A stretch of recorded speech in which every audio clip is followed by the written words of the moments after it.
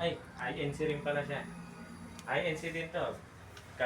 Sancho. Kapatid. Hindi na po. Ay, Hindi na. natiwalag. Hindi po. Ayoko na ito. Hindi ako. Ayan si po kami sir. INC siya. Saan kayo sir? Lokal. Dito ako, lokal ako ng Muntinlupa, pero na-transfer ako dito sa San Nicolas. Nagpa-transfer na. Kasi, Maganda din po. Malaki. ito mga ka-Jeprox, pag umiinit ang condenser niya, ito, umiinit yan. Ito, ang discharge niya, itong tinuturo ko, mainit yan eh. Oh, mainit. Mainit siya. Oh. Mainit.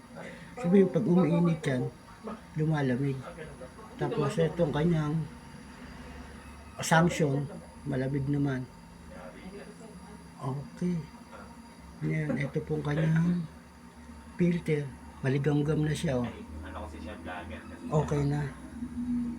Okay na po siya. Ang naging problema lang po nito, pag umaandar po yung compressor niya, yung kanyang sanction, yung kanyang connector, lumuluwag siya. Tsaka isa pa nagiging problema nito, pag yung kanyang pag blackout, tapos biglang pasok ng kuryente.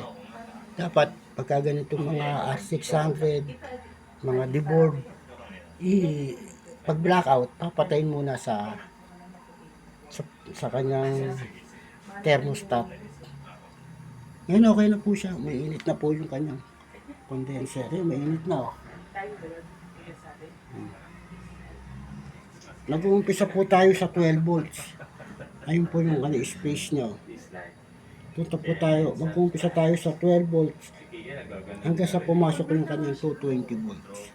Tayo lang po. Salamat po. Meron niya phone ko, meron phone ng mama niya. Dito